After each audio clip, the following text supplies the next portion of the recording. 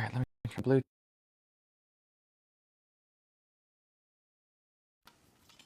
Yay. All right, let's do this, guys. Welcome. Let me get my blanket. It's kind of cold today. It's a little chilly in Michigan. Oh, jeez. Oh, my God. It's so cold. I can feel my toes. You like my Jennifer Coolidge impression? Oh, it's pretty good, isn't it? Oh, wow. All right. You guys, I'm feeling really good today. I'm feeling very good today. I recently made a decision that has probably taken me 28 years to make. Almost 29, really, because I'm 29. So I'm feeling really good this morning. I really am. Yeah, I'm in Michigan. I'm sitting here in the winter, and for like one of the first times in my whole life, I'm not being a bitch about it, about it being winter here, and me thinking I should be somewhere else when I'm not. You know what I'm saying? So I'm on a good streak to help you guys today. Let's do this. What's up, JoJo? So I've been a life coach for about 3 years. This is what I do. I'm very good at what I do. If you want help, if you want coaching, if you want tools and support, I have a free community where I teach most of my shit for free because I think this shit should be accessible, to be honest with you. So that's my mission. If you want help, let me know what I can help you with, and we got this. Hey, JoJo, thanks. And JoJo, have you joined my community yet? I'm doing an anxiety workshop today, a free workshop on anxiety, how to manage it. It's going to blow your freaking mind. It's going to be so good. All right, tips for starting an online registered dietitian agency. Oh my gosh. So this is hard for me because I've never started a registered dietitian. I don't know if you have to get certified for that or not. If you don't need a certification, literally what I would do, honestly, is just start talking about it online on social media. It is that simple. Truly. If you want to start an online business, there has never been a better time to do it. If you need licensing and all the certifications, make sure that you're certified properly, right? That's what I recommend, is get that first. Do your research on that. But seriously, you can just start an online business helping people. I'm not saying that it's going to be easy. It isn't. I'm not saying that you're just going to get clients out of nowhere. You're not. You're going to have to be a good business owner. But really, you can just start. It really, literally start making content on social media and just be like, hey, I can help you. When I first started coaching 3 years ago, when I first got certified, I got 3 certifications and I have a 4-year in psych. So I'm well, I would say relatively well trained. But when I first started, I didn't believe in myself, right? It's hard. It's scary. So I just literally offered free coaching to people.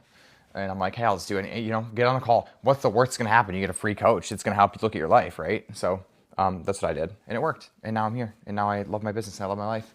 And as of late, I really like my life. So, yeah, I'm dating again, you guys. I'm in the dating field. I haven't been for since February. And it, for dumb reasons.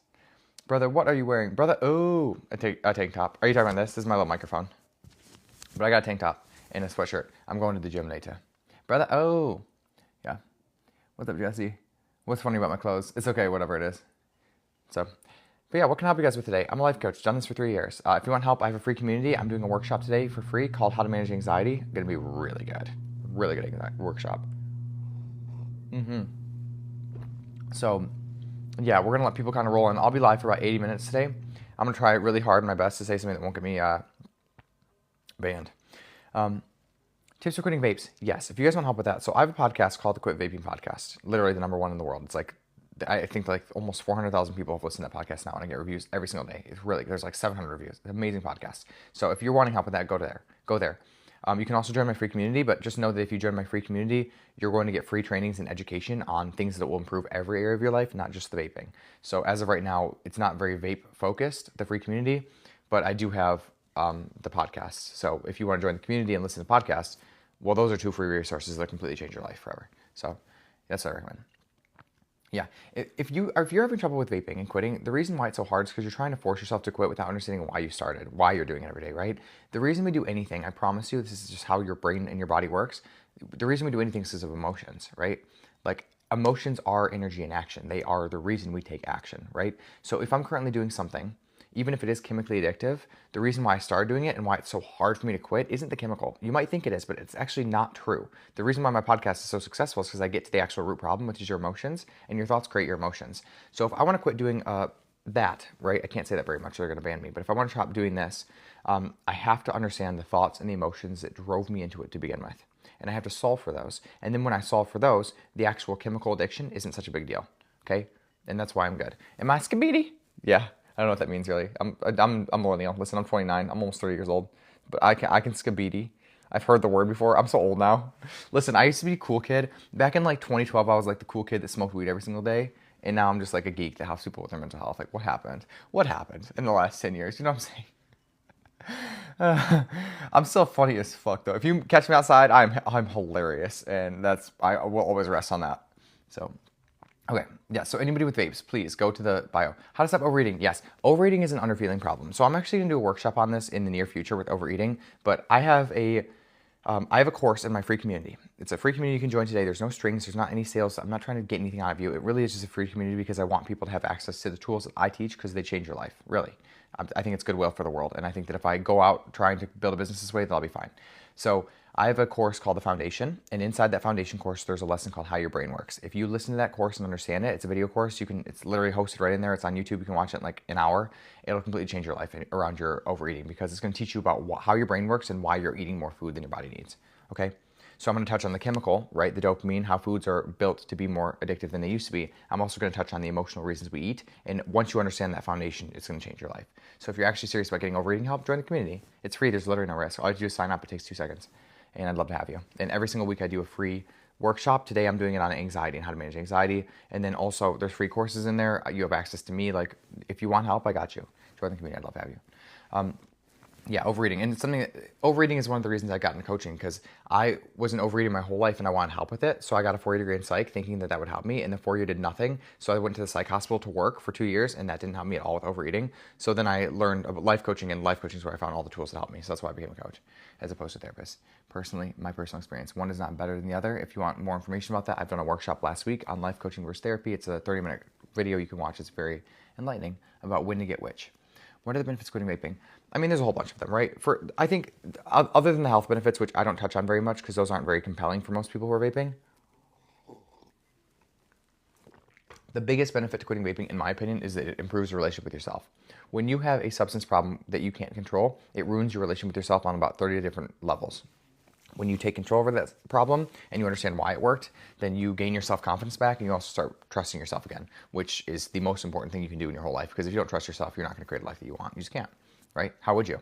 The moment things got difficult, you're going to walk away because it's difficult. Well, that's the problem, by the way. And also, the reason that you're vaping every single day is because you don't want to experience difficult emotions. And that's the exact skill set you need to create the big life that you want. So it's stopping you on so many levels from creating what you want. And not just physically, psychologically, right? That's what I do. Am I gay? Yes. What's up, Brooke? Hey, what up? Good to see you. Brooke, I'm excited to talk to you on Wednesday. I'll check it out because I struggle. Yeah, check it out. It's a good podcast. It's actually the best podcast in the world. Nobody else trumps me. If you want to help quitting vaping, I'm confident I'm the #1 person in the world to help you with this. I'm not just saying that. My tools work. That's why I'm teaching them. It wasn't my main niche. I just felt very restricted in that niche because I'm not just somebody who helps people quit vaping. I am a life coach, not just a vaping coach. So I feel like I tapped out that skill tree. If you want help, go and listen to podcasts. It's amazing. Do I have a moderator? I do. Usually his name is Benny, but he's not here today, which is okay. I'm very particular about my moderators, though. Benny was on for like a year and a half watching my stuff. I don't like censorship, and I don't like blocking and censorship, and I just feel like moderators is a lot of power. Cody, I don't want to stop vaping. I need to stop smoking. Same difference if you want. It's the exact same skill set, right? Yeah, how to quit vaping. Feel like realistically, there's 3 addictions: mental, chemical, and emotional. If you understand all 3, you can quit for good. If you're trying to force yourself to quit without understanding, then you're going to be quitting for 3 days and then relapsing, and quitting for 3 days and relapsing because you're not getting to the root problem, which is always emotional. Okay? Thanks for the likes, guys. I appreciate that. It spreads my live out to more people. Sign somebody overeats. This is hard because it's subjective, right? It really is. Like, if you want to understand if you're overeating, you have to understand the difference between physical hunger and emotional discomfort in your body. This is the skill set we practice, right? Like, you don't just wake up actually, you do. This is such a lie. We do, as babies, wake up not overeating. A baby knows exactly when to stop eating. Isn't that funny? It's actually a trained, conditioned response to our emotions to overeat. So we do wake up as perfectly beautiful babies, just not having any problems with overeating. But then what happens is our parents condition us to overeat with foods that are addictive and with emotional problems that they haven't understood for themselves. So they export onto us as children. That's the problem. So if I want to learn how to stop overeating, I have to reconnect with my body and understand when I'm physically hungry and when I'm physically not hungry and when I'm emotionally uncomfortable. And I'll help you with that in my community. I mean, really, that's the whole point of the community, is to connect you with your mind and your body so you can create the life you want. That's the exact skill set you need if you want to stop overeeting. Because most people don't even know when they're overeating, right? Because they're so disconnected from their bodies and their own physical hunger because they've been conditioned to that they're not even aware. And again, that doesn't make you unworthy. It doesn't make you broken or a bad person. It just means you're disconnected and we can help you connect. That's all. right? The reason I love life coaching so much, why I'm going to die on the hill of life coaching for the rest of my life, is because it takes a non-clinical lens. Never in one time ever with a client of mine do I think that they're broken or need diagnosing. You just don't.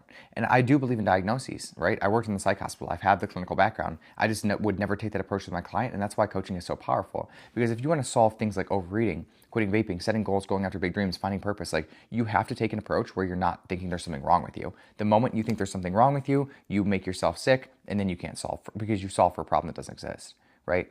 Overeating isn't abnormal. I have a video about this coming out right now. Actually about binge eating. It's perfect that you asked that. I have a belief that binge eating disorder is not a real disorder. I've worked with people with anorexia and bulimia. Yes, very real, right? We can obviously those are real, right? But binge eating is when a bunch of psychologists got together and they don't understand that the food is addictive and that emotions have that there's an emotional problem in our society. So they got together and they said, oh, if you're eating more than your body needs, which is completely the normal response to the foods that we've created in society, you have a problem. You have a disorder. And now you think there's something wrong with you and you break yourself, right? That's fundamentally wrong. I just want to say that. And if people get upset that I say binge eating disorder isn't real, that's fine. I'm not saying that binge eating isn't real. I'm not saying that it's something that's an issue that we can solve. I'm just saying that you're not pathological for having it because it's not abnormal psychology, right? I'm very particular in the way that I speak. Abnormal psychology is disorders. Disorder, abnormal, right? If it's not abnormal, your brain's functioning correctly, then why would we call that abnormal? Make sense?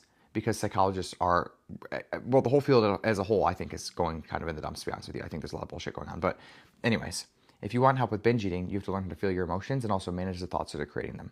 And also understand how your brain works in relation to foods that have been engineered to be addictive. That's it. None of that is abnormal. None of that is diagnosable. None of that is wrong, right? Binge eating is a completely normal thing that our society's created. Everyone should be a binge eater with the food that's around. Everyone should be a binge eater with all the messaging and marketing saying that we should be happy all the time, and we can't be happy all the time, right? It's abnormal when people don't binge eat in our society. That's my take on it. And that's why I'm so good at what I do with binge eating, by the way. So, all right. So one sec. All right, so psychoanalytic psychotherapists here, we are definitely not born perfect beings. I agree. And I like psychoanalytic therapy. The reason I didn't become a therapist is because I don't like the clinical lens. There's a time and a place for it, and I'm not saying that there isn't. And I literally did a workshop last week on life coaching versus therapy, and I'm probably one of the few life coaches in the world that tread that line extremely knowledgeable and carefully. And I always recommend, if I'm on the side of caution, to err on the side of caution with somebody with a license who might do therapy. But yeah. Okay. But therapy and coaches are different. Brother, I'm lost in life. Brother, oh, you should join my community. Oscar. Velasquez. Wait, one sec. Velasquez. Javi.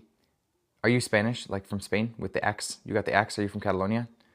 I lived in Barcelona for a while. They use the X's over there instead of the J's. All right. It gets easier to gain weight. Yes. Musa, hello, are you able to find solutions for someone who's always procrastinating and delaying? Yeah, procrastination is not a procrastination issue. It's a symptom, right, of what? The thoughts and the emotions in my body, every single time, right? So if I'm procrastinating, I promise you it's because you either don't believe that what you want is something you actually want, or you don't believe that what you have to do to get it is going to be worth it. That's it. It's very simple. Do not overanalyze procrastination.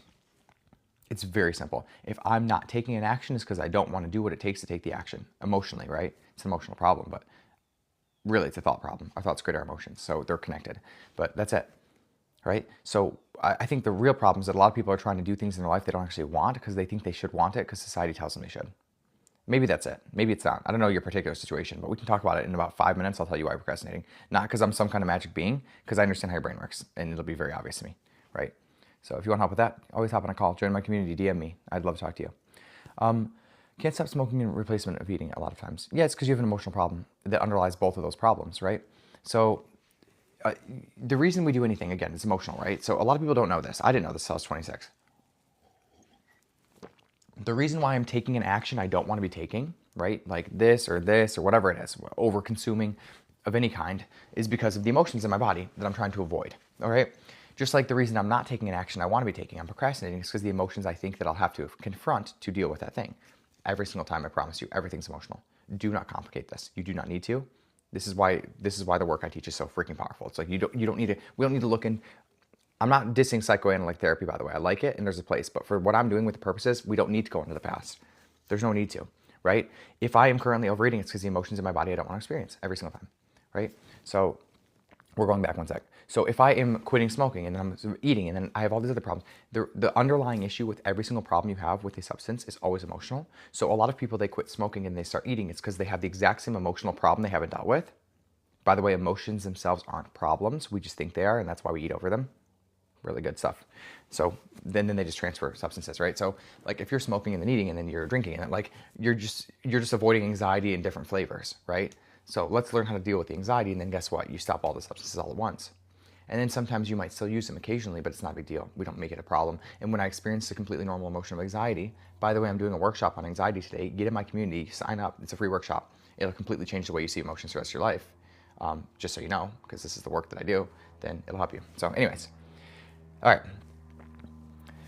Alan, do you believe mental health is related to your diet? I think so, 100%. I think that they're both. I think that we live in a perfectly dualistic universe where everything affects everything to an extent. I don't think there's any yes. The short answer is yes. Of course it does, right? Your mind, body, spirit, soul connection is very real. Everything affects everything. But I would say that the most important thing in terms of your mental health, I would say, is managing your thoughts, because your thoughts end up creating your diet. Right? If I think that my life doesn't matter and I hate myself, I'm going to go eat McDonald's. If I think that I'm a worthy, beautiful human being that's part of divine creation, right? And I love myself, I'm probably not going to eat McDonald's. At nighttime, I'll probably go and opt for something healthier. So your thoughts create your emotions and drive your actions. So although your actions do affect your mental health, your thoughts and your emotions, right?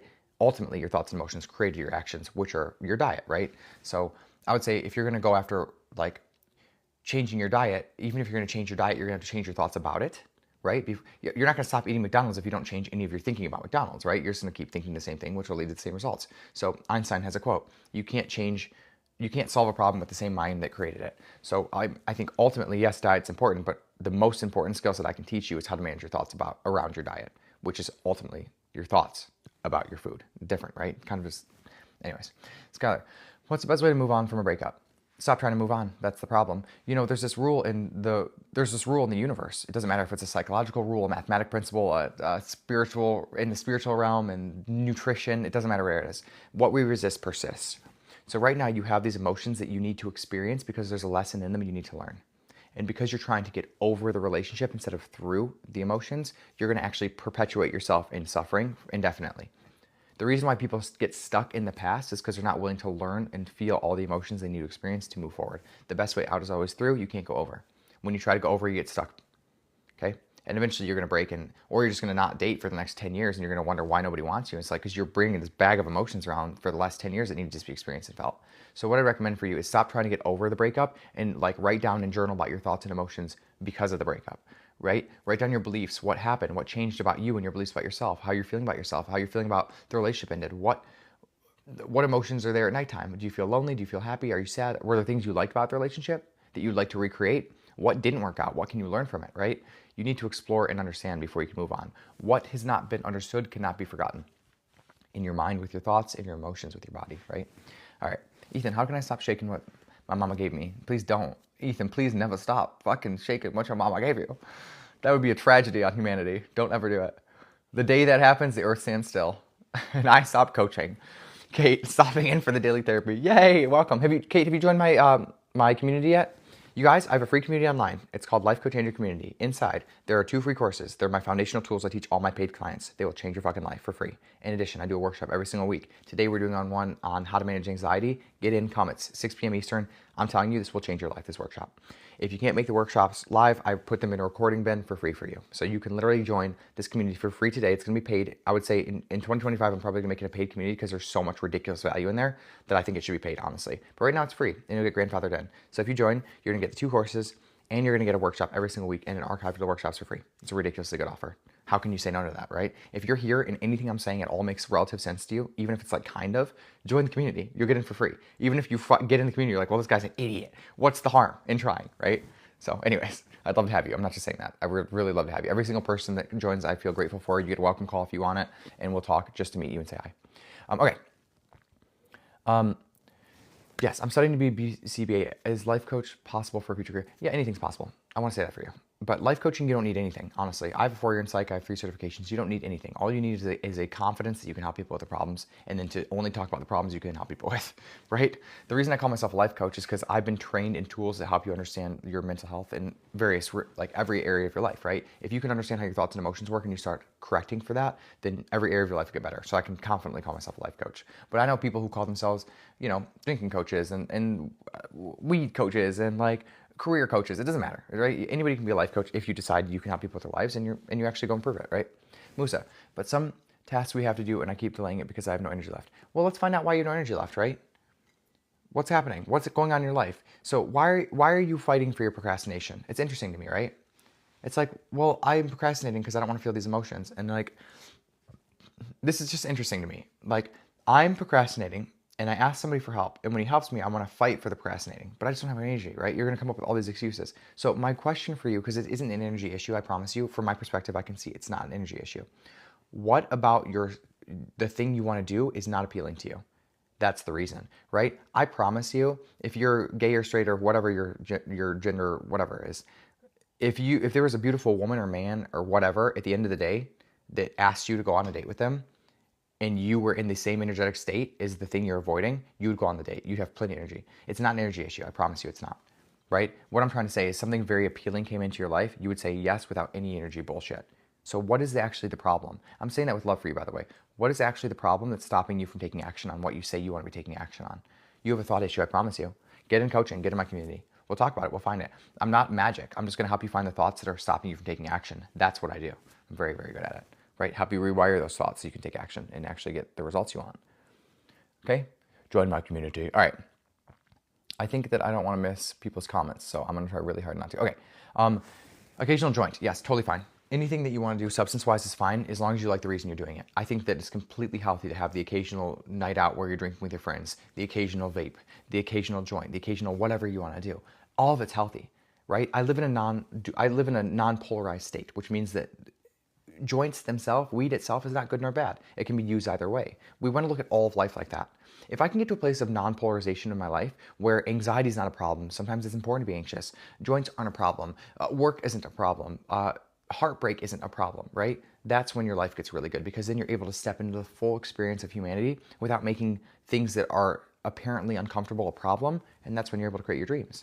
Because discomfort is the currency of your dreams. That's what my coach taught me a couple of years ago, and she's absolutely right. Right? If I want to create a big life for myself where I'm asking that really good looking person out at the gym and it's terrifying, I have to be able to step into discomfort. I have to be able to say, you know what? This anxiety in my body right now is completely normal because I might get rejected right now. So I'm gonna intentionally feel this emotion while I go ask this person out. That's what your dreams are made of, by the way. Hey now. Okay, let's talk. So I just need motivation to make a change in my life.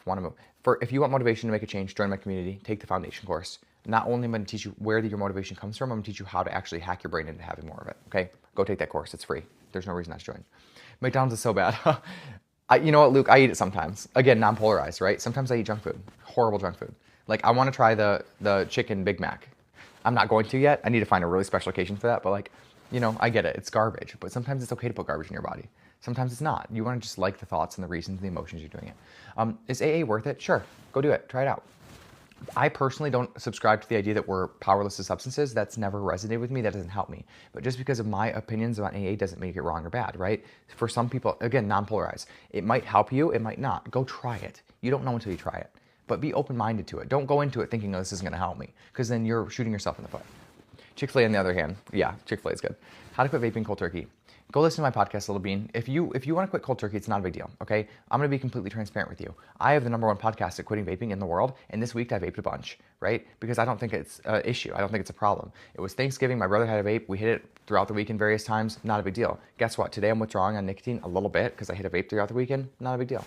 And the reason is because I understand my emotions and how they work, and instead of resisting cravings like most people are doing, they're like, I shouldn't be experiencing all these negative symptoms. I just allow them to be part, right? It's not a problem. If I have a craving for vaping today, it's okay. I'm just gonna let it be there. Not a big deal. Totally okay. Welcome it in. You're okay. Come on in. You're just a craving, right? But most people, they push against them, and then they're in this willpower battle with themselves over their own cravings, and then they explode. If you want help quitting cold turkey, my podcast is the #1 in the world for quitting. And by the way, my tools work so good that you don't have to quit forever. You can actually have a casual relationship with any substance if you decide that that's right for you in this time of your life. What's a better offer than that, right? I mean, seriously, my tools are really good. I'm not just saying that. So, and that podcast is completely free. It'll help you change your life. And if you want to join the community, you click join. Love to have you. I'm skipping some comments. Sorry, I really apologize. Less, how to save money, make more. I don't believe in having to save money. I believe in making more. That's why I started a business, to be honest with you. Because I think you can spend and feel abundant and have enough to save if you change your mindset around money. But you probably were raised in a situation where your mindset is not very abundant on money, and me too. I totally get it. If you want help with that, join my community. At some point, I'll do a money abundance workshop on that. It'll be very, very good for you. All right, somebody that I used to know. I would love to enjoy my own company. Get in my community. I'll teach you how to love yourself. Right? Because your relationship with yourself is what you think about yourself. And so many of us, we have so many unintentional, horrible thought patterns about ourselves that we can change. It's all about rewiring your brain. Everything we do in my community, in my coaching, whatever it is, whatever we're working on, is going to be helping you to change your thoughts and change your emotions and change your energy so you can change your life.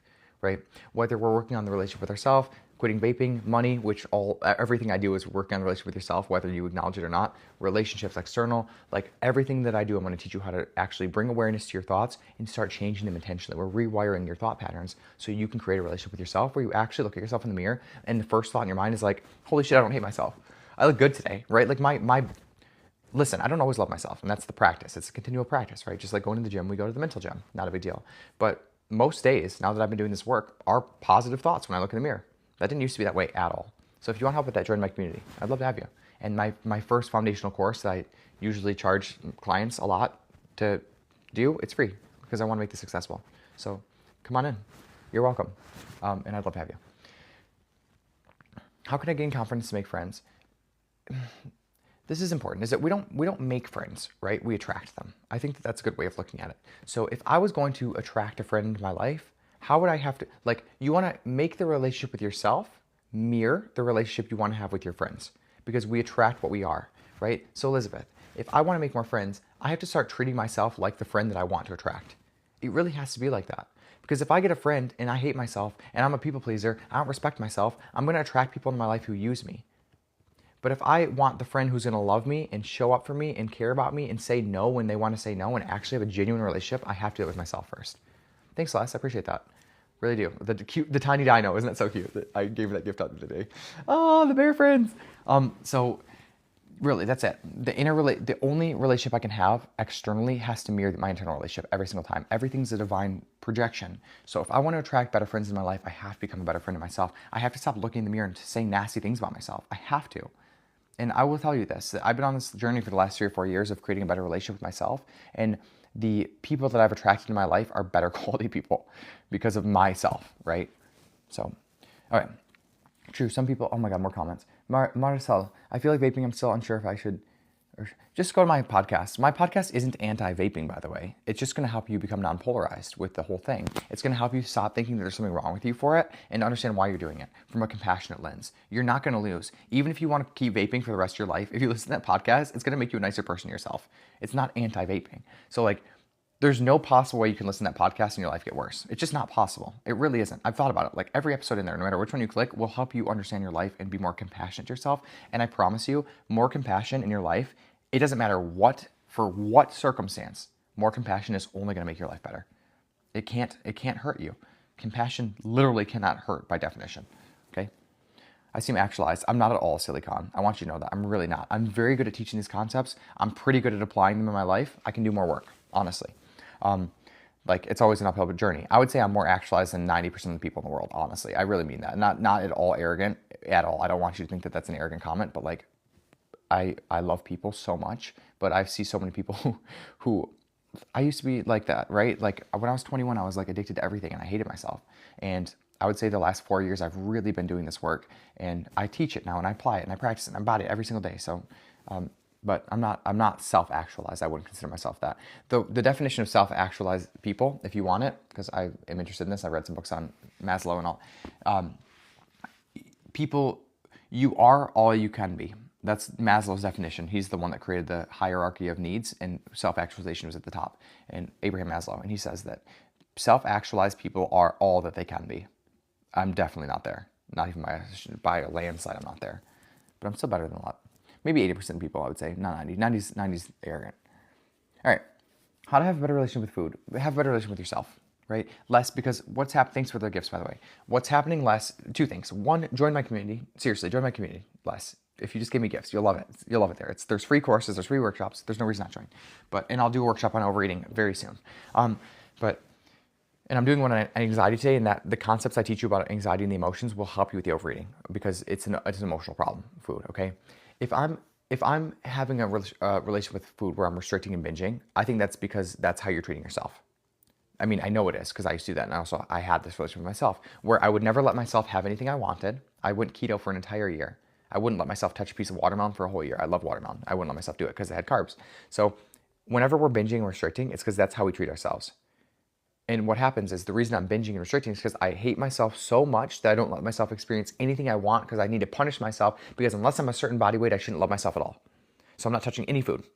And then what happens is because I hate myself so much, I can't even tolerate being around myself. So all the negative emotions build up and eventually I just need to snap and run and get as much food as possible. That's exactly what's happening. Binging food is the exact outer representation of how we're treating ourselves. So what's the solution? Well, let myself be a normal human being. What if once a week, after I've eaten really good and I've tracked my calories and I've loved myself into it, I let myself have a cheat meal and I enjoy it and I don't make it mean something bad about me or make myself feel guilty, right? What if when I look in the mirror, I stop beating myself up and calling myself fat and ugly and I just learn how to love myself exactly the weight I'm at, right? That's the solution, by the way. Because your relationship with food is all about the relationship with yourself. And if I improve the relationship with myself before I worry about any of the food stuff, guess what happens? I stop eating so much food. And when I do overeat, because it still happens sometimes, I don't make it a problem, right? I overate on Thanksgiving and I intentionally walked into the mirror and I said, I love you so much and it's okay if you're bloated tomorrow. I really enjoyed this and this was a loving thing for me. I got to eat all the foods I wanted today and that felt really loving today. And then today on a Monday, because I didn't shame myself all weekend long, I'm not waking up with this heavy wave of self-hatred. Hey, 222, it's my lucky number. That's my angel number. It's the number of co-creation. Join my community. I'd love to have you. Because I didn't beat myself up for the last 3 days after eating like crap on Thanksgiving, guess what happened? Last night I didn't overeat. Last night, it was my brother's birthday party, and guess who didn't overeat? Guess who didn't eat cake? Because I didn't need to, because there was no shame to eat over. I have goals for my life, my body, and I decided that right now, because I don't think it's the best thing for me to eat cake right now for the goals I have, I didn't eat it. But if I would have beat myself up, like I used to do all day long after Thanksgiving on Friday, I would have spiraled on Friday, I would have spiraled on Saturday, and then I would have spiraled on Sunday, and today I would have been hiding from myself. And what would that have looked like? Restriction. So I would have restricted for the next 3 days, and then I would have binged on Thursday and Friday and drank alcohol too, right? So when we create a relationship with ourselves where we let ourselves have things, we don't make it a problem, we end up eating a lot less food, ironically. It's the paradox, right? This is how your life works, a beautiful paradox. When I stop making myself a problem for who I am, I'm able to create the body that I want. I have to love myself before I can change myself. But so many people are scared to love themselves because they think if they love themselves, they're going to eat even more food. But I promise you the reason you're eating is because right now you're not loving yourself very much. And you deserve better than that. Join my community. I'd love to have you. Seriously. And I mean that. And I would love to watch you join that community and watch the relationship you have with yourself change over time. That's like the best gift in the world I give to myself, is I get to watch people do that from the tools I teach. And then also it's the best gift you get because you get to have a relationship where you look at yourself in the mirror and you love yourself even if you just binge eat, right, for a day. And that's why you won't do it again. All right. Anyways.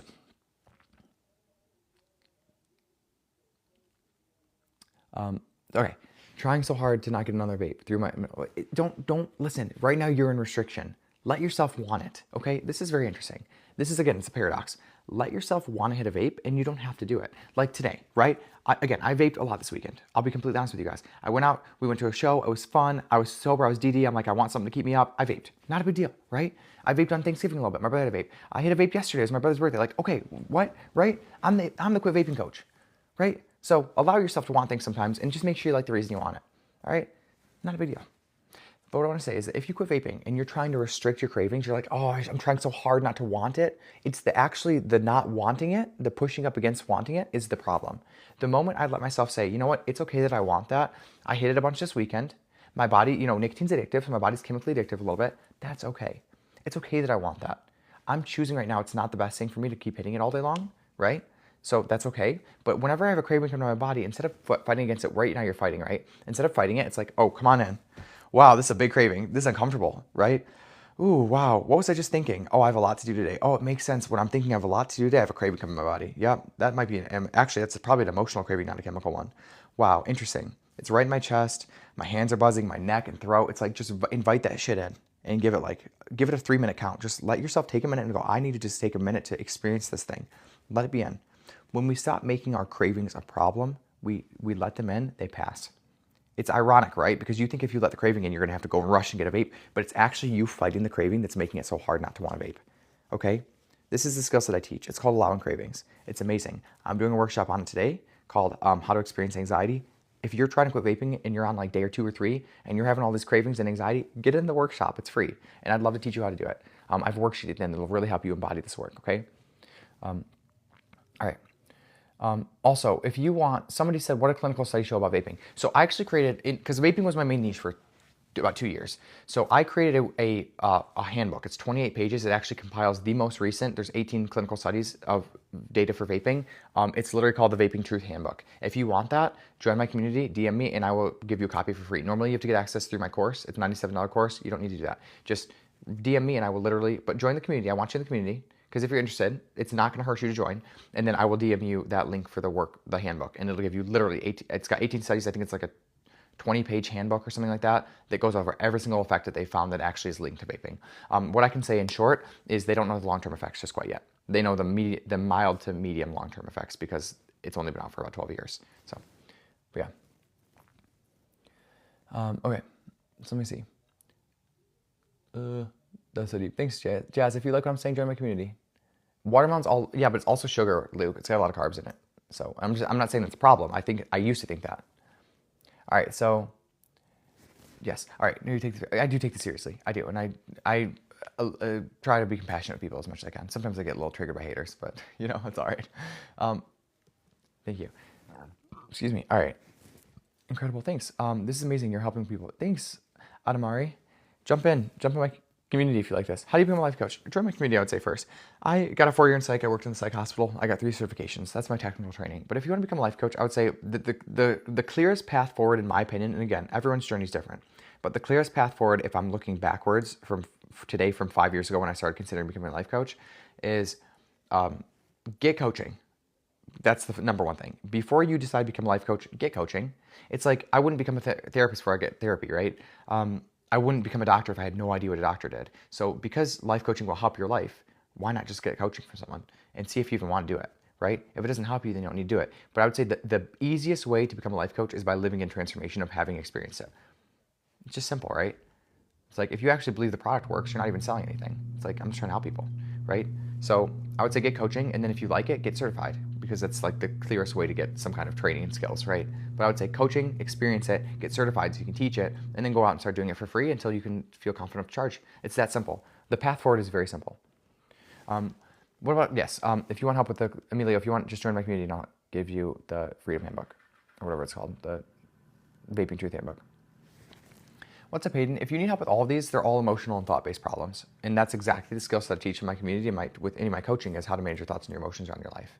So if you need help with any of these or all of these, jump in my community. I have a course, it's literally, you guys, I have a course I created.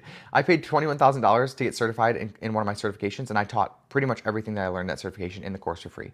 I really sincerely believe, as an act of goodwill for humanity, that these tools should be accessible to everyone, and that's my mission.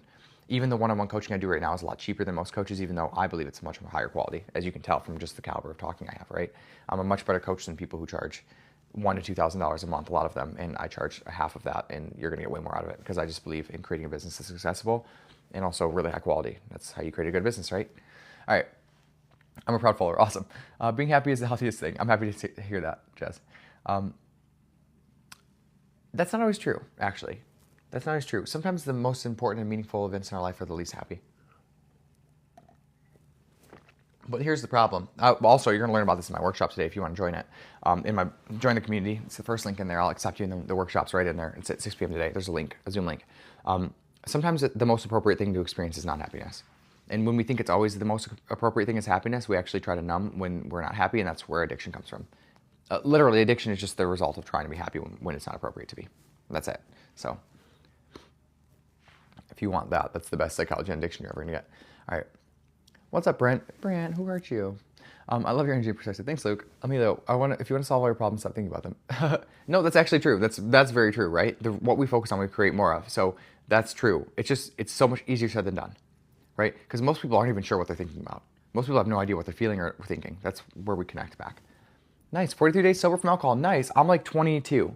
I saw this post online about how alcohol makes you less spiritual. It like literally is called spirits because it like throws a lower vibrational spirit into your body, metaphorically speaking, right?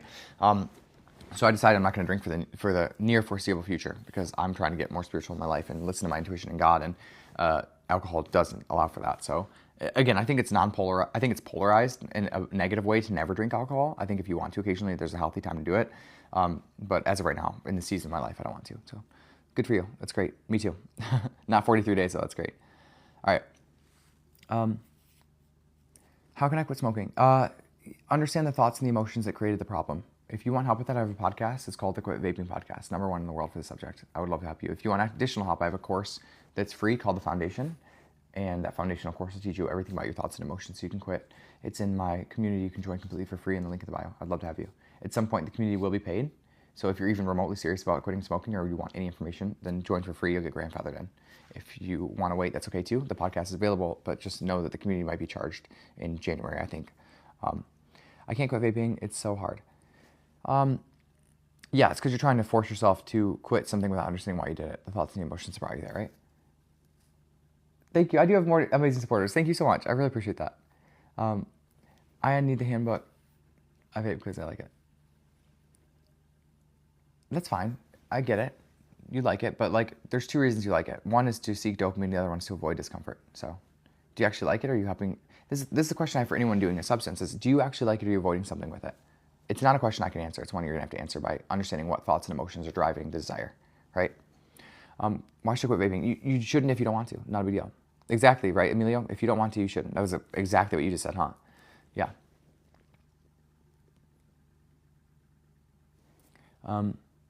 Would the same thing you say about quitting smoking be the same for phone addiction? Yeah, it's all the same. You know, all addiction has thought and emotional roots, right? The reason we do anything is because we want to change our emotion. And if you think about it, right, if I'm addicted to my phone, right, why? What's happening in my body when I don't have my phone? Really good way to find out my emotions, right? Well, I'm anxious, I'm bored, I don't know what to do with my time, right? So you're using your phone not necessarily because you enjoy it, but because you want to not feel the emotions that are there when you don't have it, right? And that's how all addiction functions. Of course, the addiction feels good because it releases dopamine, but like, what if I could respond to the emotions in a healthier way? And ultimately, the problem with addiction in our society is that it doesn't allow us to create lives that are really meaningful, right? There's nothing meaningful about a quick hit of dopamine, right? But there's a lot of meaningful stuff about understanding why I'm bored all the time and then solving for that so I can create a life where I'm not bored. Make sense? So instead of masking the emotions that are uncomfortable, if we look into them, we can solve for them by solving and creating lives that are filled with more positive emotions, right? Like, if I have a boyfriend that I love so much, guess what stops being so enjoyable? Porn, right? Who gives a fuck about porn when I could literally be in bed with this beautiful man that I manifested and be watching a movie and like making out with him, right? Porn doesn't even compare.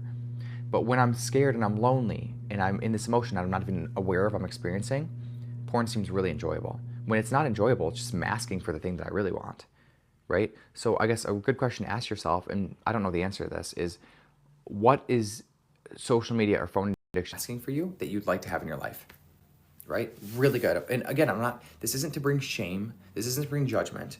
It's to bring awareness. Because you might find really quickly that there's a whole bunch of things in your life you're not happy with. And if you solve for those, your phone just loses its appeal. When I'm sitting under the northern lights because I have a business that I love and it's meaningful and I can afford to go travel, guess what's not interesting anymore? Sitting on TikTok or Instagram in the middle of the night, right? And I understand I'm kind of shooting myself in the foot because you're watching this on TikTok, but I'm trying to be somebody on TikTok who actually helps you become more integrated, not just numbs you and makes you buy products that is, like, there's so many people on TikTok that are manipulating you into buying things, you know? Like, hey, look at this fun ad. You're going to buy this Christmas gift for your kids. Like, I don't want to do that. I actually want you to leave being a more integrated human being because you spend time on TikTok, which is not the dominant narrative on TikTok. It's hard to be able to follow in that way, I think. So anyways, John Hamm, I get that sometimes. John Hamm, that's funny. If you guys want, though, if you want help with this and what I'm saying makes sense to you and it's like interesting, join my community. I'd love to have you. It's a free community. And in there, I teach 2 courses for free, the foundation and also how your brain works. I really believe those courses should be standard education in every high school ever. Seriously, they're really good. And I'm telling you that you haven't learned them by now because the only place I found this information is Life Coaching World. Actually, one specific certification in the life coaching world. So I'd love to have you in there. It's free. And then I do workshop every week. So, yes. You're welcome, Jess. What about people with ADHD who naturally have an unbalanced? I don't think it's natural. I think it's not natural. This is the problem with ADHD. This is really good. Listen to this. We live in a society with ADHD. This is really good. Listen to this. We live in a society that my phone just said finish Apple Pay. Pause alive to make me set up Apple Pay. So perfect example, right? We live in a society that messes with our dopamine system. Every substance in society that people have problems with is an artificially engineered substance. What's the problem with that? It messes with our dopamine system. It creates a society where ADHD is standard, right? So then people look and they get diagnosed with ADHD and they think that's a problem. But what they don't understand is the society they live in is what's created that problem. So there's nothing natural about ADHD. It's created by your society. Doesn't it just make sense to you, right? Doesn't it make logical sense that if ADHD is a problem with dopamine and you live in a society that messes with your dopamine since you were born, that you're going to have that problem, right? So there's nothing natural about ADHD, and the solution is stopping all the dopamine bullshit, right? Now, the problem with most people is that they think ADHD is normal. They don't recognize their society's created it, so they take medication that just numbs everything. So now you have a society that fucks with dopamine, a medication that makes it even worse, exasperates the situation. It's like removing all the brake lights from your car because you think red lights are bad, and then getting surprised when you get rear-ended, right? And then the medication creates all this havoc. Not only does the ADHD medication totally fuck with your serotonin and dopamine levels, that's what it's designed to do. It's like you're on speed all the time, right? I'm on methamphetamines all the time. It's like, oh my God, if there's not a better way to mess with your dopamine system. It doesn't rebalance your dopamine system. It just uses even more of it. It makes the problem worse. But then you don't eat. Then you have problems with ups and downs. Then you need the medication, right? Then your nervous system's a wreck because you're on stimulants all the time, right? So that's what I have to say about ADHD. Our society's always been the problem. That's controversial to say that because the psychiatry world doesn't understand that. And I actually speak against the psychiatry world in a lot of ways, not all of it. I think there are real disorders where psychiatry is beautiful and it helps people a lot, but I think it misses the mark and it masks symptoms instead of treating problems, which is everything I stand against as a life coach who wants to actually help you solve your problems for life. Okay. Yeah, I was on medication too. Yeah, but you've been on medication for 10 plus years because you've never questioned where the actual symptoms came from, right? I'm not saying the ADHD meds are bad, but if it's the only thing you've ever tried, that's a problem, right? Doesn't that make sense to you?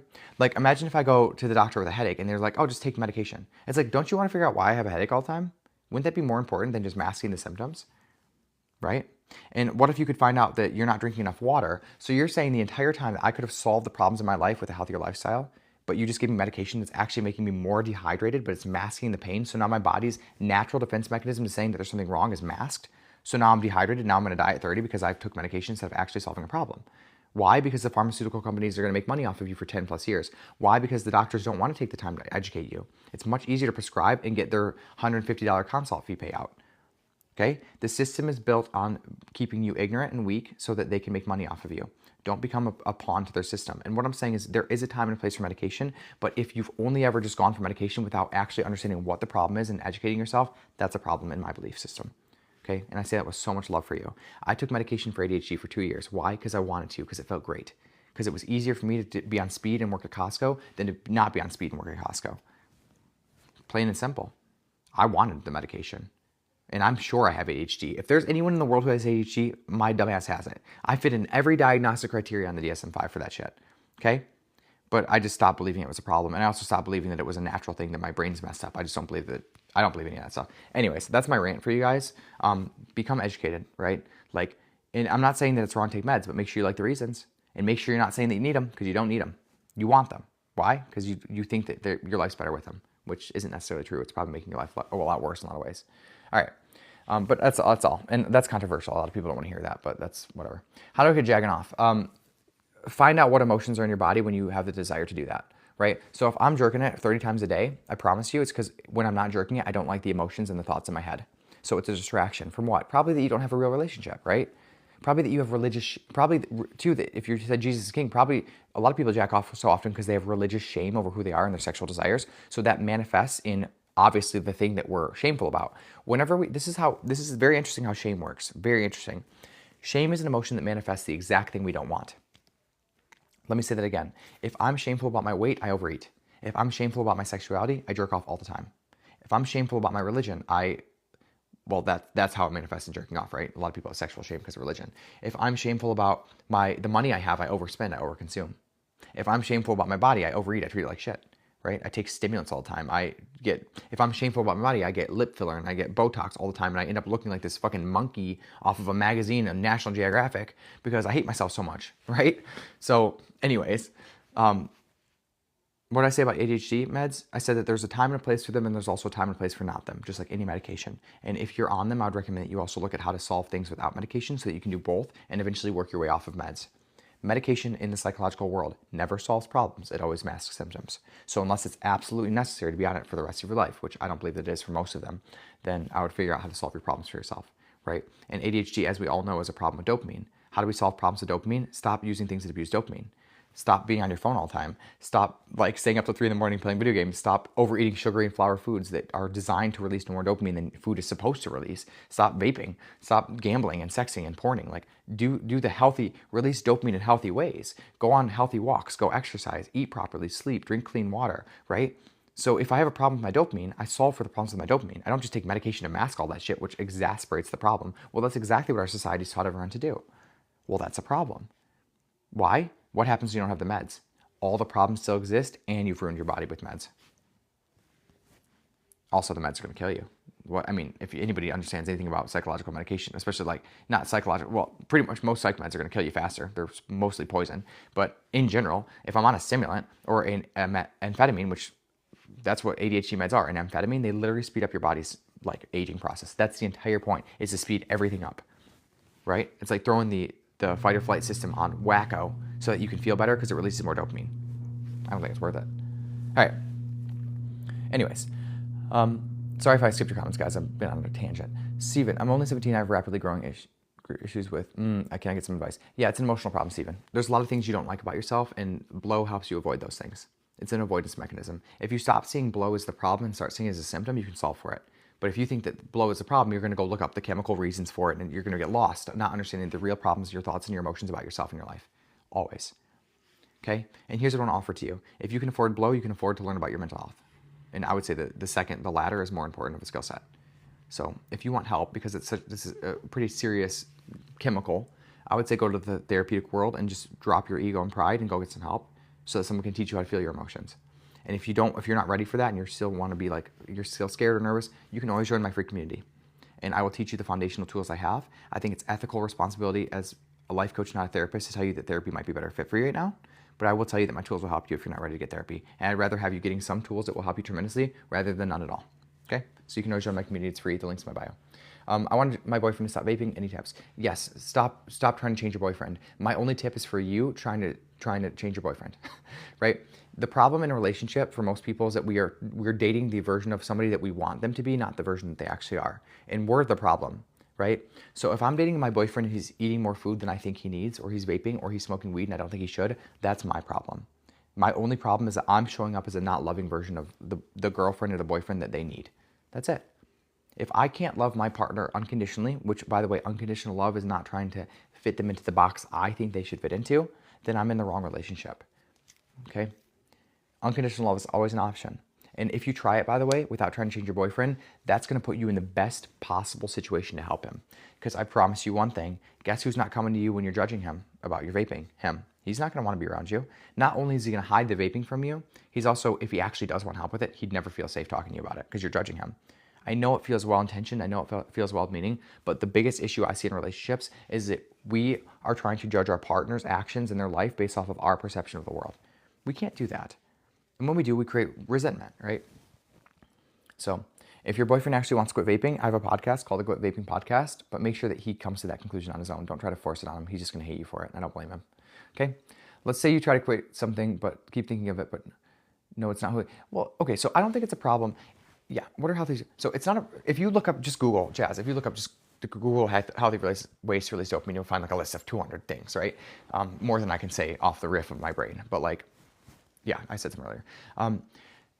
It's not a problem that you want something unhealthy for you. This is the problem that most people have, is that they have natural human desires to release dopamine, right? Your brain wants to release dopamine. By the way, I teach about this in my course and for free in my community. It's called How Your Brain Works. I'll teach this exact concept in a video. It's very good, okay? And I got restricted. I don't know why. But, so I can fucking swear now. I got restricted. All right. So if you want to release dopamine, or if you have a desire to want things that release dopamine, not a problem. Your brain's designed to. right? The problem is that we think that's a problem, right? So it's like, oh, I want to go eat crappy food and drink beer today. Oh, I think that's a problem. There's something wrong with me. Now I feel shame. Now I eat because I feel shame, right? So just in the act of thinking we have a problem in our life when we don't creates a problem. So like for me, I think the most integrated version of Andrew Cipriano is that I just let myself want any of the shit. I don't have to consume it. I let myself want it. Of course I want to go hit a vape today. It would feel great. Of course I want to have 30 cups of coffee. Of course I want to go like, I'm thinking like everything I want to do, right? Go get Taco Bell. Sounds lovely, right? Of course I don't want to go to the gym. I want to do anything I possibly can to release dopamine, right? Not a problem. But I also understand that I have a human brain that can override the animal's desire, the animal brain in me's desire to just seek dopamine all the time. So it's a balance, right? Okay, one sec. So I'm sorry. What's up? Gavin, he's charging $753,000. I don't charge that for a phone call. I don't think you even read my consult page. Yeah. Also, my community is free, guys. Yeah, so somebody went on my consult page where I'm very price transparent because I like to be transparent instead of jump scaring people and they're just insulting. No, that's fine. This is the problem, right? Is you have hateful people who are hurt, and I feel sorry for them. All right. Thank you, I'm the boyfriend. You're welcome. Are you actually? I can tell if you're serious, but if you're actually serious, you're very welcome. Also, you're doing it. If you're on here too, boyfriend, where are you judging your girlfriend based on your perception, right? Make sure that it's clean on both sides. Make sure that I get to show up unconditionally loving to my partner. Like if my boyfriend wants to smoke weed tonight and I don't think that's right for my life, I'm just not going to judge him. I'm going to love him. Hey, you know what? Get high. All good. I love you, right? Have fun. If it becomes a problem and it's a boundary issue for me, I'll talk about it with love, but I'm never going to like, just don't judge your partner. God, for God's sakes, leave them, let them be who they are. You know what's the most sexy thing you can possibly do for your partner? The sexiest thing in the whole world? Stop judging them, right? Show up and be like, hey, whatever's on your mind, whatever you show up with today, I love it either way. Again, we respect our boundaries, but you don't have to date someone who disrespects your boundaries. That's a different conversation, right?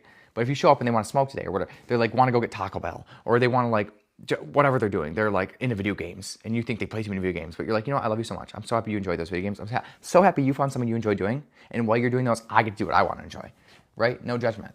It's not like, hey, you should hang out with me because I feel lonely. Like that's so unattractive. No, it's like, I love that you do that and I get to be with myself because I love myself so much. Anyways, join my community. Sorry. So I didn't mean to skip comments, but, aw, Gavin, who hurt you, baby? All right. How come some pew-pews have been linked with ADHD? It's pew-pews? Oh, school pew-pews. It doesn't, you can link anything to that, right? What I want to say is if you look at it logically, right? If I'm on an ADHD med and it's literally releasing more dopamine and serotonin than my brain's used to releasing, I'm going to have a drop. Everyone who's taken Adderall or any Adderall substance equivalent will know this drop is coming, right? What comes up must come down. It's a psychological truism. If I'm using more of my happiness chemicals, guess what happens? I don't have as many left when the down comes. And that's when I feel like shit. So it makes sense that if people are upset and resentful, they're probably upset and resentful when they're on a down. I don't know if that's linked to ADHD or not. They might just be in a perpetual down because of their thoughts, right? Most people who go and hurt other people, every single time that somebody's hurt somebody else is because they've been believing a thought that makes them feel justified in hurting somebody else. Every single time, there's no exception to that rule. That's why people hurt people. They believe a thought that makes them feel justified. Every time, right? So why do school shoo-shoos happen? Because people feel justified in their hatred. Because they don't know how to question their own thinking. So the most important thing I can teach people is how to question their own thinking, especially the not loving thoughts. Especially the judgmental thoughts, right? This is, by the way, this is only one step away from somebody judging their boyfriend or their girlfriend, right? Oh, I'm dating Sally and Sally shouldn't hang out with her friends so much. And I feel justified in being angry about that. Well, it's like, wait a minute. Did you even look at the thought? Why should Sally not hang out with her friends? Why? Because you feel lonely? That's a you problem. Sally should hang out with her friends because she wants to. It shouldn't mean anything about your relationship. But you feel justified in hating and judging on Sally, who you're supposed to love, because you have a thought you haven't even questioned. So it becomes the most compassionate thing in the whole world to question our own thinking. Because our thinking is the reason for all of our anxiety, all of our stress, all of our suffering, and all of our love. So this is the skills that I teach. This is why it's so important. That's why I'm teaching it for free, by the way, because everyone should understand how to question their thinking, because it literally creates a more loving world for yourself in your own life and for everyone else that's around you, right? And if more people would question their thinking, wars wouldn't exist. There's a quote by, I think, Ralph Emerson. He says, if man and woman, it's written in the 40s, so they said man a lot, kind of outdated. If man and woman could just sit in a room by themselves without anything but their thoughts, the world would become a more loving place, right? War would end. Anyways, all right. Was that why some men great because they let animals sag it? Yeah, no, it makes total sense, right? And because they're thinking, right? Listen, this is important. If you guys want this information, join my community. I'd love to have you. And I have a course called How Your Brain Works. And what you're going to understand is that your brain has two parts. You have every single human being on this earth has the part of the brain that makes them like a dog, like a lizard, right? We have a lizard brain. It's literally designed to seek pleasure and avoid pain. That's the whole function of the lizard brain.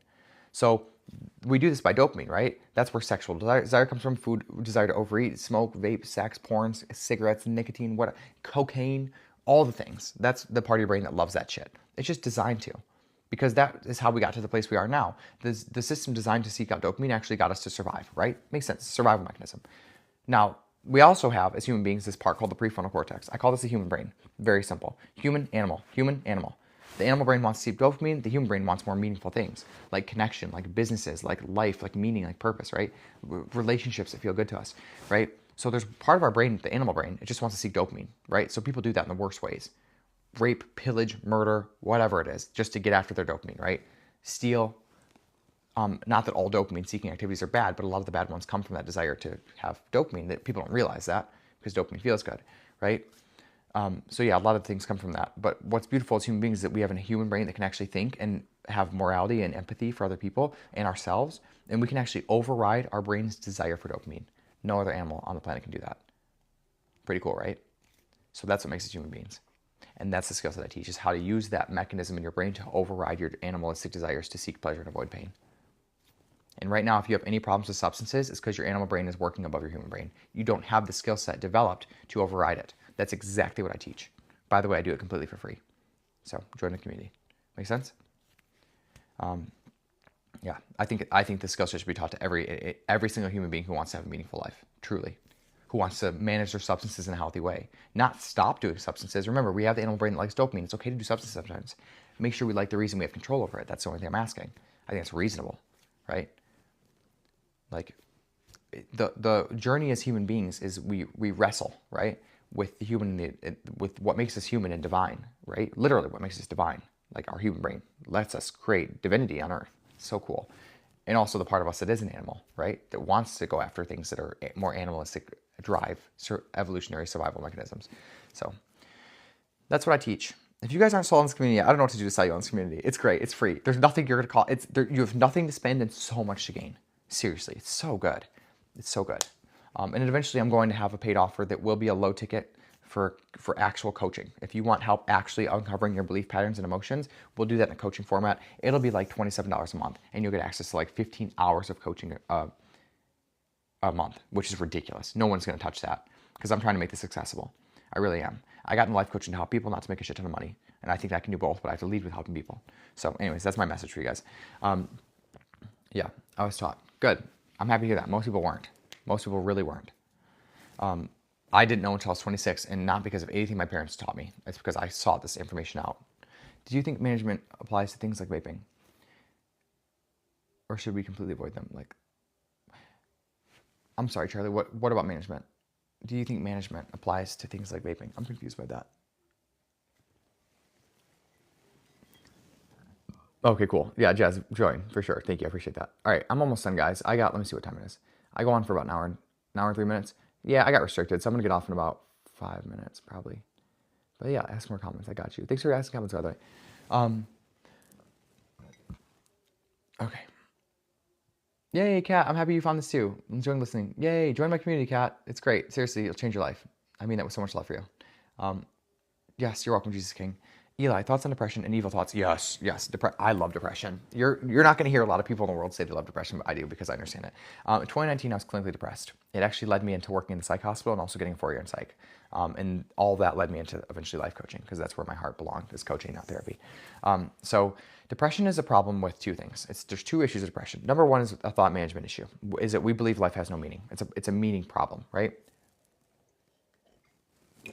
So number one is all psychological, right? We need to find a way to think about our life in a way that brings purpose in our life. That's it. That's called logotherapy, by the way. Viktor Frankl wrote the number one self-help book in the world, Man's Search for Meaning, talks about this, right? It's not about the circumstances of our life that creates depression. It's what we interpret, our interpretation of the world, which is also the solution and the problem to everything. Remember, all suffering comes from our thinking. So if I'm suffering, it's because I'm in thought loops, because I'm believing my thoughts are negative. That's it. So one is a thought issue. The other one is a lifestyle issue. All right. So again, our brains are designed to live in a certain environment. not the current environment we have today. All right. Like, we're not designed to live in an environment inside without sunlight, working, drinking coffee all the time, having stimulants, substances, unhealthy foods, not exercising, not having proper social connection with real live breathing human beings, just through a screen, right? So our brain is sick because of the environment is sick, pretty much. So there's a book called The Depression Cure, and I'm going to do a workshop on this at some point. I don't know when, but it's by a guy named Stephen Ilardi. He's a University of Virginia professor, so it's very well researched in the clinical world. It's a very well researched scientific study with blind, double blind, everything, right? So he has this book called There's 6 different things we need to do to make our brain healthy again. So it's exercise, sleep, eat properly, the right amount of omega-3 fatty acids for our brain. Our brain's actually not getting the right fat, so it's becoming physically unhealthy. Important to understand that. Have meaningful goals, proper social connection, and I don't know if I said sunlight yet. What's the last one? Exercise, sunlight, food, social connection. It's gonna come to me. Whatever. There's 6 of them. I got the gist. And then also we need to learn how to manage our thoughts. So if I can learn how to manage my thoughts, the most important skill set, because my thoughts are where all my suffering comes from, whether my brain's healthy or not, I can actually mitigate my thoughts. I'm sorry, one second, I gotta do a puzzle.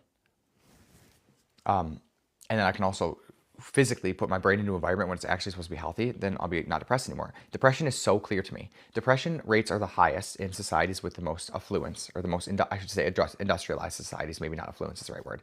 That means like countries like India, US, China, right? Where there's the most industrialization. Why is that the case? Because those are the countries where our brains are literally working against the environment they were designed to work in, right? We're in factories all day long, working without sleep, without education, or without proper exercise, right? The countries with the most industrialization are the ones that are most abnormal environments for our brain, how it's designed to work, right? So if we can clean up the environment for our brain, we don't need to change our society to do this. We can do this on an individual level. And we can also learn how to manage our thoughts that are creating all the suffering. Depression ceases, it just has to, right?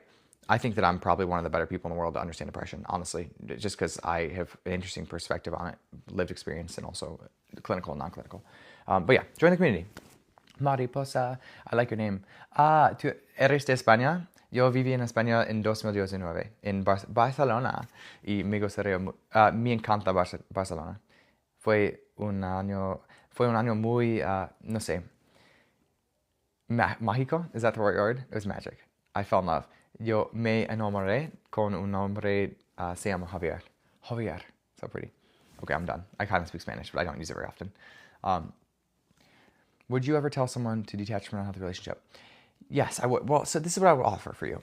Yes, awesome. Spain. I love Mariposa. Spain is, it's my favorite. All right. I would always say, whenever I'm giving advice to clients, it's like, I'm not telling you what's right for you. I'm trying to help you understand why, right? So because you are my goal as a coach is never to tell you what to do. It's to help you learn how to trust yourself by understanding your thoughts and your emotions and making decisions from that understanding. Make sense? That's the skill set I'm after for my clients. So I would never tell you to detach from an unhealthy relationship. I would ask you why you want to, right? And we're going to find out. And if we talk about it with the right tools, with the right relationship tools, from the context of proper tools, then you'll be able to make a decision that's very clean for you, right?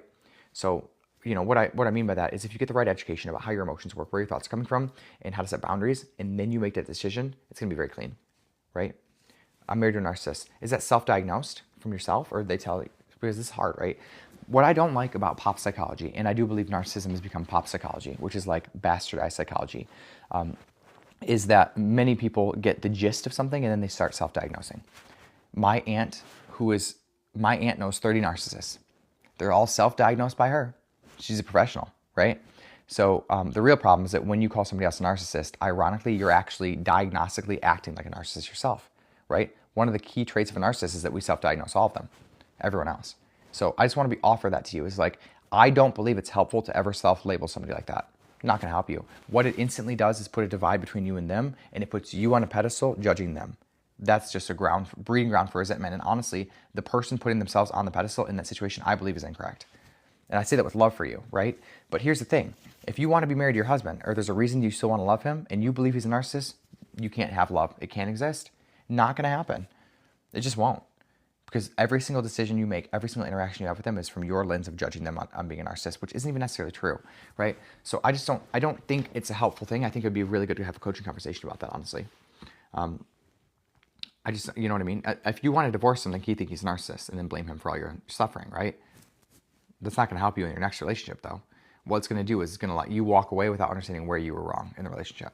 That's not going to serve you. And I think that actually in therapy, they would exacerbate that problem by agreeing with you he's a narcissist and then letting you be wrong in a story that's hurting you. I won't do that in coaching. So as much as I love you, I love the highest version of you, and the highest version of you probably isn't the one that's judging other people. Damn, right? I'm fucking good. So get in my community. That'll be great. And then if you ever want to do coaching, I'd love to. Give me 5 weeks with you, or 5 sessions, and I'll help you make the decision on if you want to leave your husband or not. And I'm not going to do it based on my opinion. I'm going to help you understand stuff with the right tools. Okay? So that would be great. But jump in my community for free, learn the basic tools, and then, yeah. I'm trying to, my whole vision with life coaching and the way that I'm doing it is I'm trying to bring the basic tools I teach all my clients for free. Because I think a lot of people can self-study and get the results completely for free. And then what I'm trying to do for people that do want coaches, I'm trying to make an accessible version of coaching for them.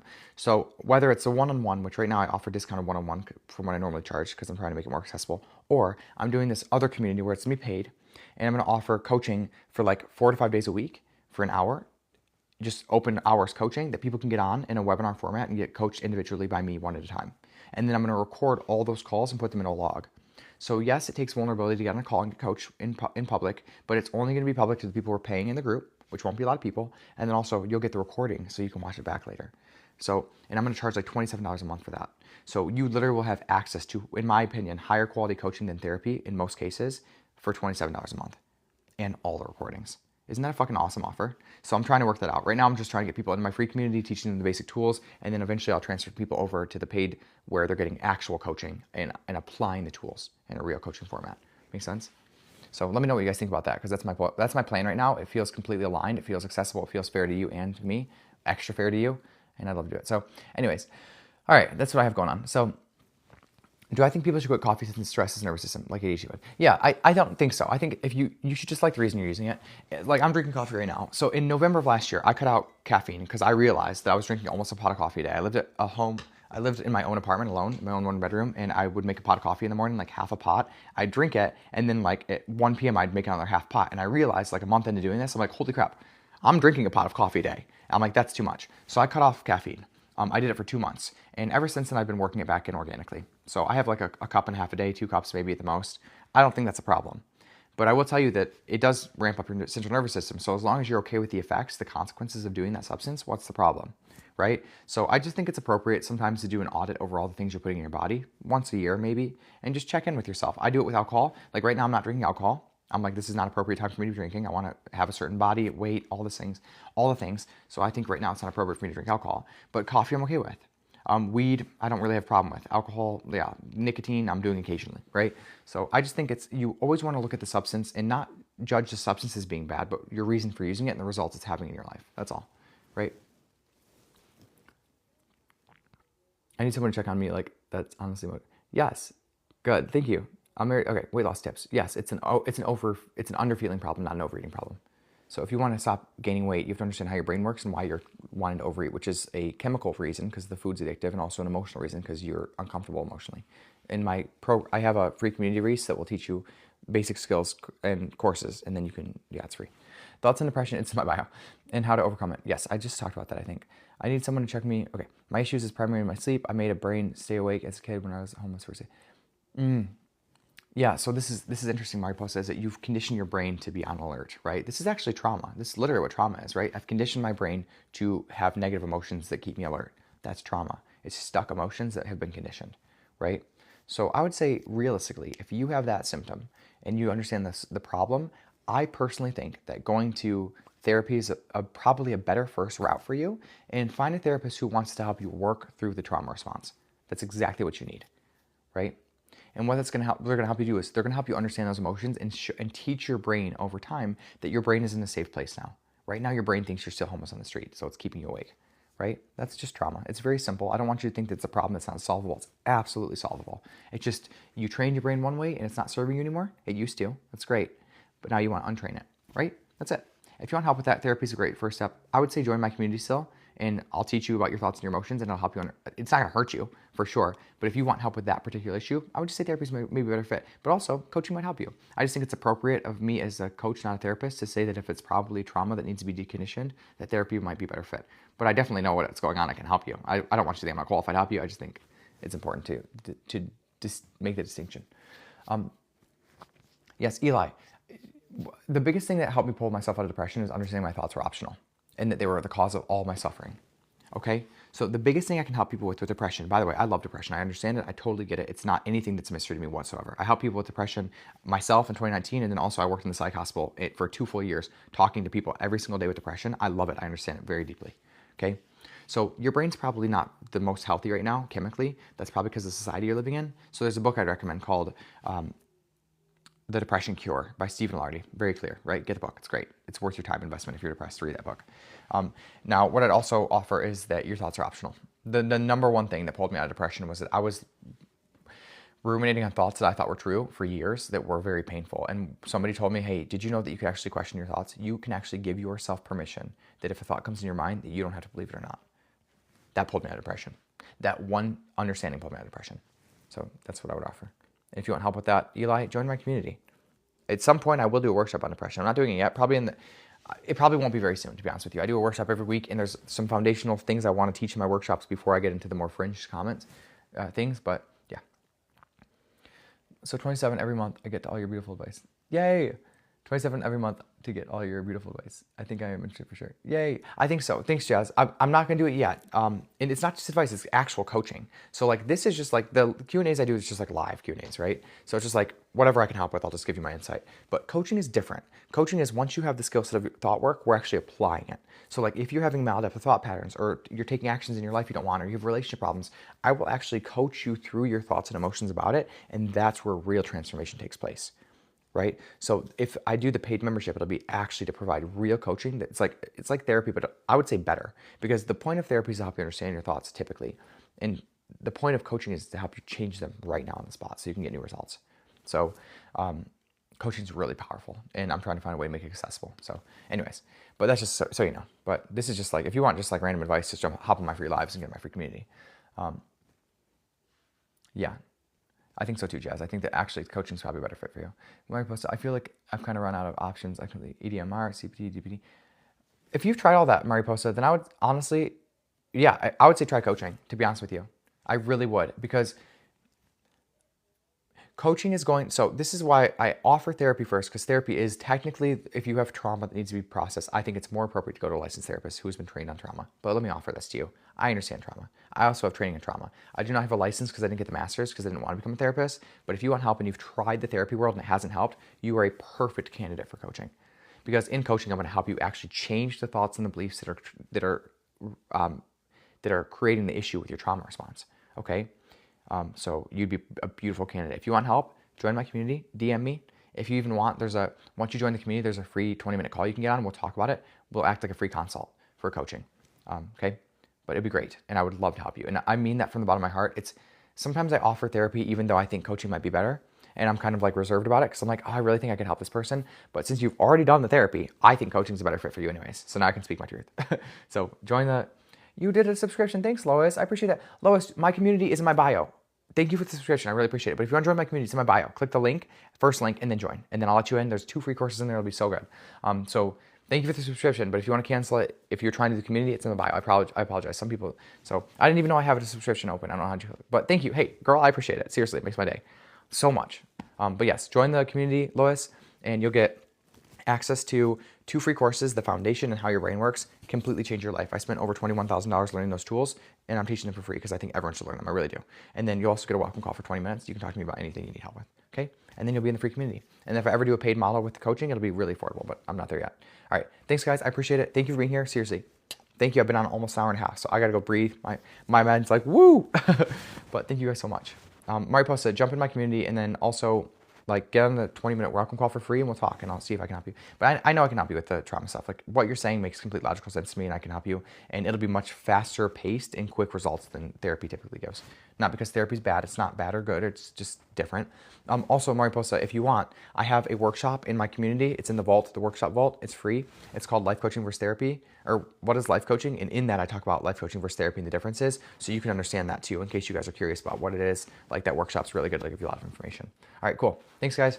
Use kind, use smart, use important. I'll see you tomorrow at 9:30 a.m. Eastern Time.